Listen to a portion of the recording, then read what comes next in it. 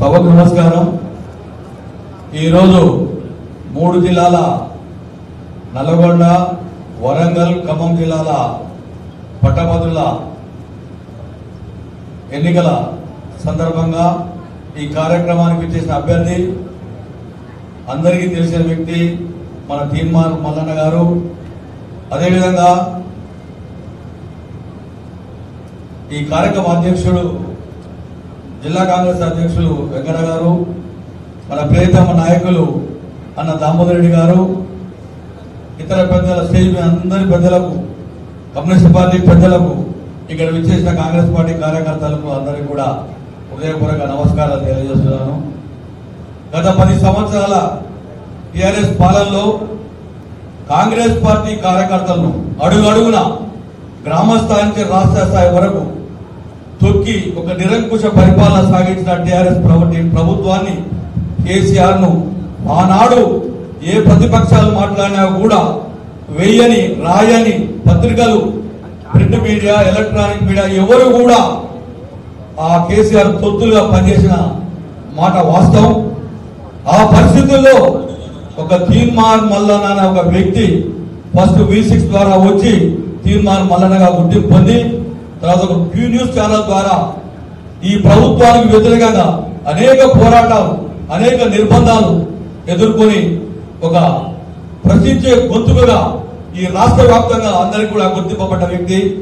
అలాంటి మన తీన్మార్ మల్లన్న గారిని 2015 సంవత్సరంలో కాంగ్రెస్ పార్టీ మొట్టమొదటిసారిగా పట్టభద్రుల నియోజకవర్గానికి ఒక అభ్యర్థి, అంటే పార్టీ అభ్యర్థిని మొట్టమొదటిసారిగా 2017 ఫస్ట్ టైం మల్లన్న గారికి అభ్యర్థిగా ప్రకటించడం, ఆ రోజు పోటీ చేయడం, అభ్యర్థిగా పోటీ చేయడం జరిగింది.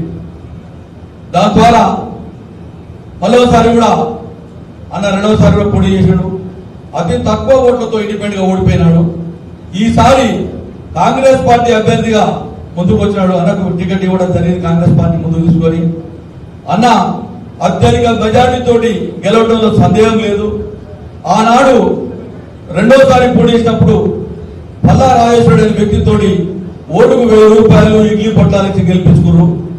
ఈసారి ఆ విధంగా పోకుండా మన అందరం కూడా, మన పార్టీ కార్యకర్తలు అందరం కూడా సైనికులకు పనిచేసి సూర్యాపేట నియోజకవర్గం నుంచి అన్నకు పెద్ద ఎత్తున మన నియోజకవర్గం నుంచి ఇక్కడికి వచ్చిన సోదరులు కూడా ఓట్లు లేని కూడా ఉన్నారు.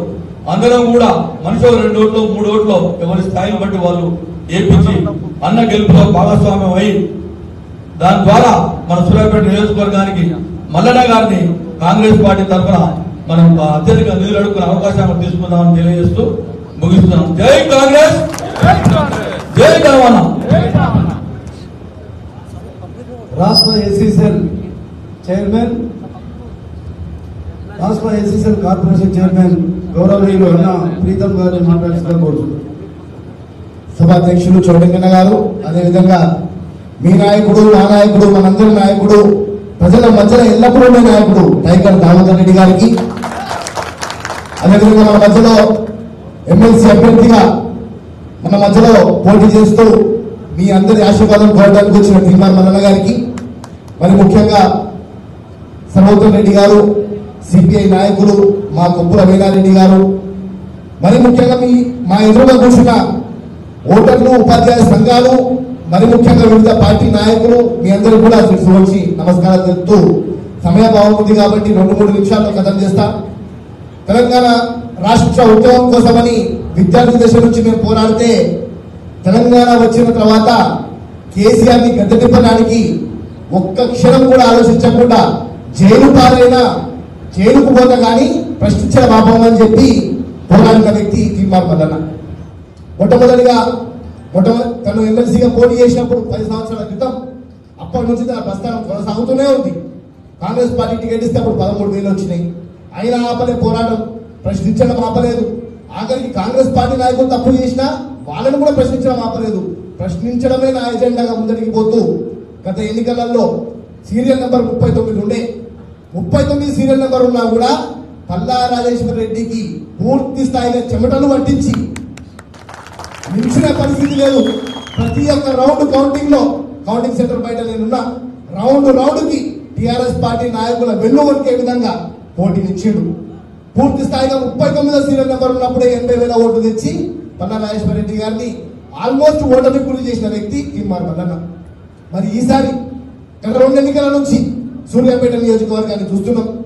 గత 2 ఎన్నికల నుంచి మా దామన్న 5,000 ఓట్లతో ఓడిపోతున్నాడు. గట్టిగా కొంచెం ఒక 5,000 ఓట్లు వచ్చుంటే ఈ రోజు మా దామన్న మంత్రివర్గంలో ఉండేటోడు, మీ అందరికీ సేవ చేస్తున్నాడు.